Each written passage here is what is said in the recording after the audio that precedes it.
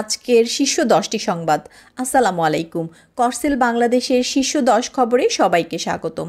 প্রথম আলো, daily star, Ittefaq, Janakantha এবং যুগান্তর থেকে সংগৃহীত আজকের গুরুত্বপূর্ণ খবরগুলো তুলে ধরছি। চলুন এক নজরে দেখে নেই।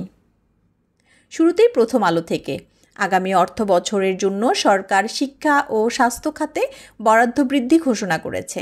বিশেষত গ্রামীণ এলাকায় দীর্ঘদিনের সমস্যাগুলো সমাধানে এ উদ্যোগ নেওয়া হয়েছে।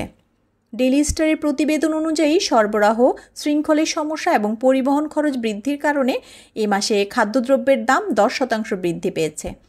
ইত্তেফাক জানিয়েছে, ঢাকা মেট্রো রেলের নতুন অংশ উত্তরা থেকে আগারগাঁও পর্যন্ত চালু হয়েছে।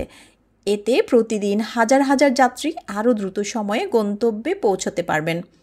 জনকণ্ঠ থেকে জানা গেছে, সম্প্রতি একটি দুর্নীতি মামলার রায় ঘোষণা হয়েছে।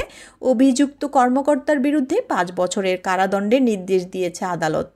যুগান্তর জানিয়েছে, সুন্দরবনে নতুন একটি বাঘ সংরক্ষণ প্রকল্প চালু হয়েছে। এর লক্ষ্য হল বাঘের সংখ্যা বৃদ্ধি এবং তাদের বাসস্থান রক্ষা করা।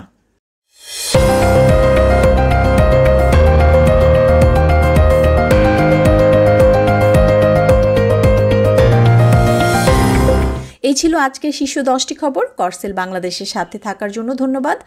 আরও আপডেট পেতে আমাদের চ্যানেলটি সাবস্ক্রাইব করুন। নিরাপদে থাকুন, সুস্থ থাকুন, এই কামনায় আজকের মতো বিদায় নিচ্ছি। আল্লাহ হাফেজ।